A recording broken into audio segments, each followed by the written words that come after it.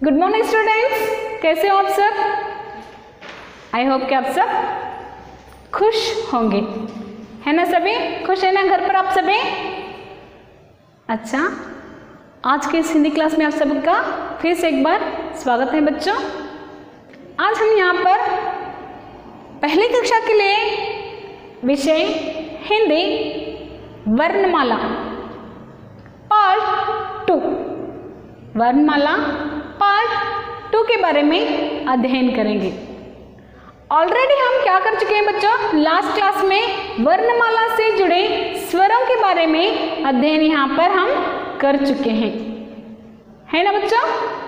यहाँ पर हम वर्णमाला से जुड़े स्वरों के बारे में अध्ययन कर चुके हैं। तो वर्णमाला किसे कहते हैं बच्चों? वर्णमाला किसे कहते हैं? व्यवस्थित रूप, अक्षरों के व्यवस्थित या वर्णों के व्यवस्थित रूप को हम वर्णमाला कहते हैं। वर्णों के व्यवस्थित रूप को हम वर्णमाला कहते हैं। तो वर्णमाला में वर्ण कितने हैं? वर्णमाला में वर्ण कितने हैं बच्चों? 52 वर्ण हैं, 52 वर्ण हैं। वर्णों को अंग्रेजी में क्या कहा जाता है? वर्णमाला को अंग्रेजी में क्या कहा जाता है? अल्फाबेट्स कहा जाता है। वर्णमाला को अंग्रेजी में अल्फाबेट्स कहा जाता है और वर्ण को अंग्रेजी में लेटर कहा जाता है। वर्ण को अंग्रेजी में क्या कहा जाता है? लेटर्स कहा जाता है। तो अंग्रेजी के अल्फाबेट्स में कितने अल्फाबेट्स हैं बच्चों? वहाँ पर अल्फाबेट्स की संख्या कितनी है? वहाँ पर अल्फाबेट्स की संख्या 26 है। वहाँ पर अल्फाबेट्स की संख्या कितनी है बच्चों? 26 है। अल्फाबेट्स में भी 2 भाग किए गए हैं, जैसे कि ओवेल्स और कॉन्सोनेंट्स। ओवेल्स और consonants A, E, I, O, U, इन्हें हम क्या कहते हैं? ओवेल्स कहते हैं। ए, ई, आई, ओ, यू, इन अक्षरों को छोड़कर जो बाकी के अक्षर बच जाते हैं या अल्फाबेट्स बच जाते हैं, उन्हें हम कॉन्सोनेंट्स कहते हैं। जिस तरह अल्फाबेट्स में 2 भाग किए गए हैं, उसी तरह यहाँ पर वर्णमाला में भी 2 भाग किए गए हैं। पहला भाग है स्वर और दूसरा भाग है व्यंजन। तो ऑलरेडी लास्ट क्लास में हम स्वरों के बारे में अध्ययन कर चुके हैं। स्वर कितने हैं बच्चों? स्वर 11 हैं, जिन्हें हम अंग्रेजी में ओवेल्स कहते हैं। स्वरों को हम अंग्रेजी में क्या कहते हैं? ओवेल्स कहते हैं। तो यहाँ पर स्वरों की संख्या या हिंदी में ओवेल्स की संख्या कितनी है? यहाँ पर ओवेल्स या स्वरों की संख्या 11 है। स्वरों की संख्या कितनी है बच्चों? 11 है। वे कौन कौन से हैं? लास्ट क्लास में मैं आपको बता चुकी हूँ। बताइए बच्चों, वे कौन कौन से हैं? अ, आ, ई, अपनी अपनी किताबें निकालिए, यहाँ पर देखिए। अ, आ, ई, ऊ, री, ए, आई, ओ, औ। आ से लेकर औ तक जो यहाँ पर अक्षर दिखाई देते हैं, उन्हें हम क्या कहते हैं? स्वर कहते हैं। तो स्वरों की संख्या 11 है, अ से लेकर औ तक। अम और आह क्या है बच्चों? अयोगवाह हैं, उसे हम अयोगवाह कहते हैं। अयोगवाह की गिनती न तो स्वरों में की जाती है और ना ही व्यंजनों में की जाती है। तो बच्चों आइए आज की इस क्लास में हम क्या करेंगे? व्यंजनों के बारे में अध्ययन करेंगे। तो ऑलरेडी हम यहाँ पर स्वरों के बारे में अध्ययन कर चुके हैं। तो आज की इस क्लास में हम क्या करेंगे बच्चों? व्यंजन के बारे में अध्ययन करेंगे। व्यंजन यानी कि अंग्रेजी में हम क्या कहते हैं? कॉन्सोनेंट्स कहते हैं। क्या कहते हैं? कॉन्सोनेंट्स कहते हैं। तो व्यंजनों को अंग्रेजी में क्या कहा जाता है बच्चों? कॉन्सोनेंट्स कहा जाता है। व्यंजनों को किस तरह से लिखा जाता है या व्यंजनों को किस तरह से उच्चारण किया जाता है आज की इस क्लास में हम सीखेंगे। तो चलिए बच्चों, सभी अपनी अपनी बुक्स निकालिए। 3 लाइन्स की बुक है ना आपके पास सभी की ओर? ओके, सभी के पास आपकी 3 लाइन्स की बुक है ना? तो अपनी अपनी बुक्स निकालिए बच्चों। आज हम यहाँ पर व्यंजनों को किस तरह से लिखा जाता है उसके बारे में अध्ययन करेंगे। ओके, तो देखिए यहाँ पर 3 लाइन की बुक लेनी है आपको और 3 लाइन की बुक में आपको रोज स्वर और व्यंजनों को प्रैक्टिस करना है। व्यंजन किसे कहते हैं? व्यंजन जो होते हैं इन्हें उच्चारण करने के लिए हमें स्वरों की सहायता लेनी पड़ती है। व्यंजनों को उच्चारण करने के लिए हमें क्या करना पड़ता है बच्चों? स्वरों की सहायता लेनी पड़ती है। समझ में आ गए ना?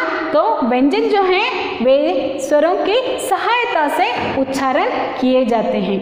तो आइए बच्चों, आज हम यहाँ पर व्यंजनों को किस तरह से लिखा जाता है और किस तरह से पढ़ा जाता है उनके बारे में सीखेंगे। आइए, तो व्यंजन का पहला वर्ण कौन सा है? व्यंजन का पहला वर्ण कौन सा है बच्चों? व्यंजन का पहला वर्ण क्या है? क। व्यंजन का पहला वर्ण क्या है बच्चों? क।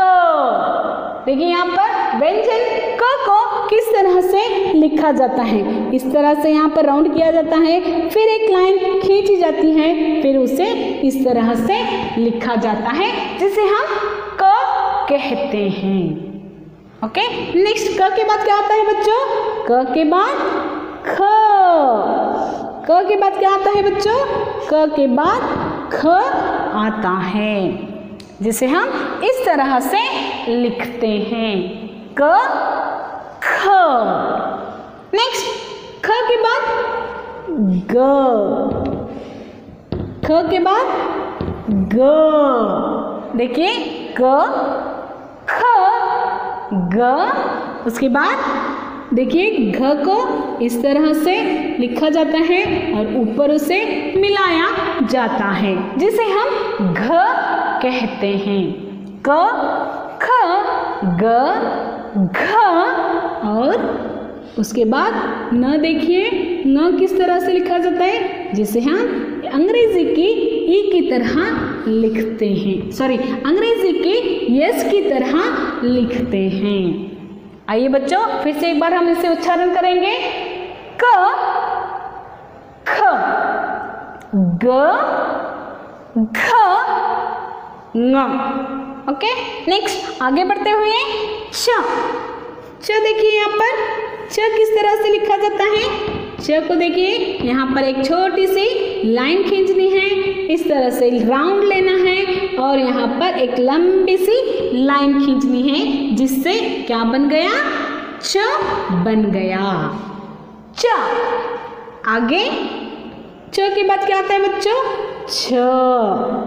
च के बाद क्या आता है? छ। देखिए छ को किस तरह से लिखा जाता है? च छ। ओके, नेक्स्ट छ के बाद ज।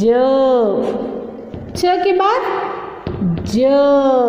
देखिए यहाँ पर इस तरह से राउंड लेना है, यहाँ पर लाइन लेनी है और दूसरी लाइन को एक लंबी लाइन खींचते हुए इसे मिलाना है। तो ये क्या हो गया बच्चों? ज हो गया। क्या हो गया? ज।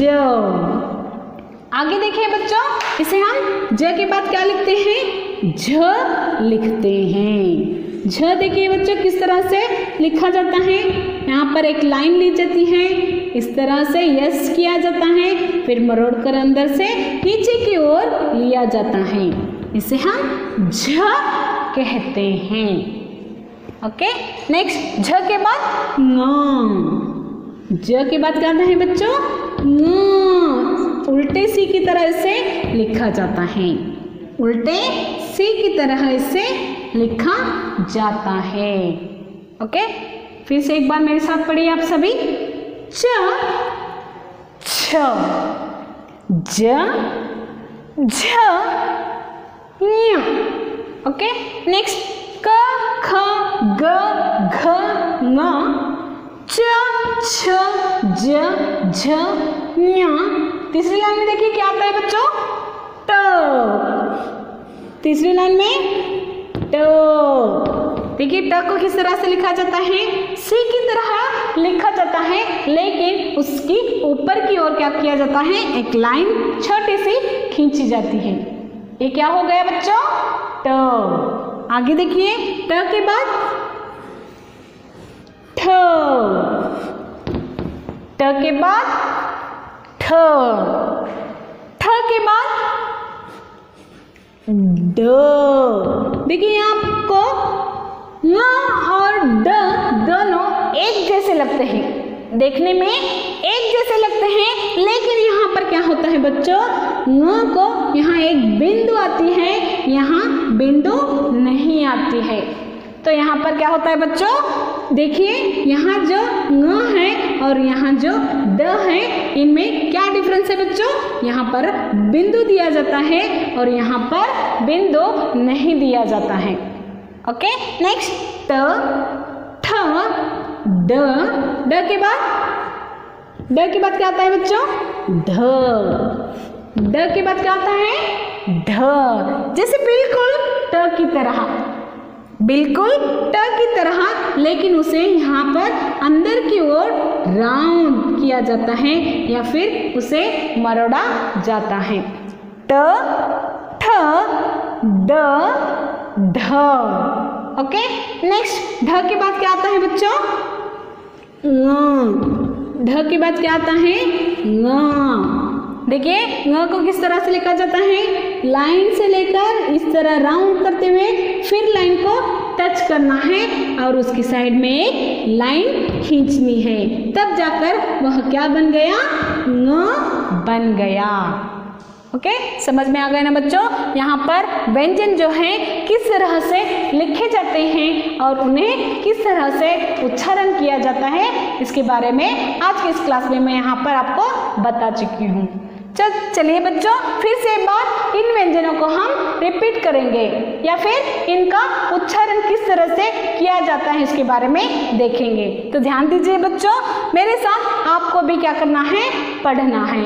पढ़िए बच्चों, क ख ग घ ङ च छ ज झ ञ ट ठ ड ढ न। इनका उच्चारण स्थान जो है सभी का अलग अलग होता है।